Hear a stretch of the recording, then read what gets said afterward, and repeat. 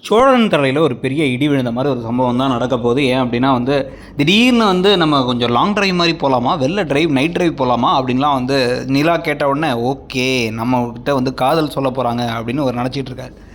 எந்த தைரியத்தில் இப்போ தான் ஸ்டேஷனுக்கு ஒரு போயிருக்காரு. அதுலேயும் பார்த்திங்க அப்படின்னா தன்னை காப்பாற்றி கூட்டு வந்ததே இவங்க தான். இதனால் இவங்களுக்கு காதல் வரும்னு ஒரு நினச்சாருங்கிறது நமக்கு புரியல.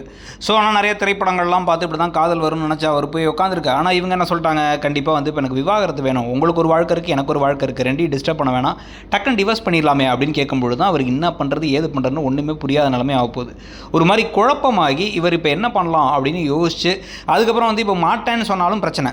ஏற்கனவே கனவு காட்சிகளை மாட்டேன்னு சொல்கிற மாதிரி கொண்டுட்டாங்க. அப்போ மாட்டேங்கிறது ரியல் கதையாக இருக்க போகிறதில்ல. அதுக்கு பதிலாக பார்த்திங்க அப்படின்னா இவர் வேறு வழி இல்லை, இந்த பொண்ணுக்கு நம்ம மேலே காதலே வரப்போகிறது இல்லைங்கிறது தெளிவாக தெரியுது, நம்ம தான் இழுத்து பிடிச்சிட்ருக்கோங்கிறது இப்போவாச்சும் உணர்ந்து கொஞ்சமாச்சு இப்போவாச்சும் ஒரு ஹீரோவாக லட்சணமாக இல்லை நான் உங்களுக்கு விவாகரத்து கொடுத்துட்றேன் அப்படின்னு சொல்லிட்டு முடிவு பண்ணி எங்கே கையெழுத்து போடணும்னு சொல்லுங்கள், கையெழுத்து போட்டு தரேன் அப்படின்னு கையெழுத்து போட்டு தரேன்.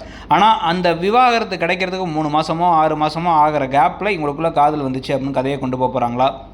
அதுக்கு நடுவில் பல்லவன் பாண்டிக்கெலாம் உண்மைகள்லாம் தெரிஞ்சு அவங்க வேறு அடப்பாவி எங்களையும் சேர்த்து ஏமாத்தினியாடா, நாங்கள் வேறு அண்ணனை தப்பாக நினச்சமேன்னு கோவப்படுற காட்சிகள்லாம் வரும்னு தோணுது. உங்களுக்கு என்ன தோணுதுங்கிறத சொல்லுங்கள்.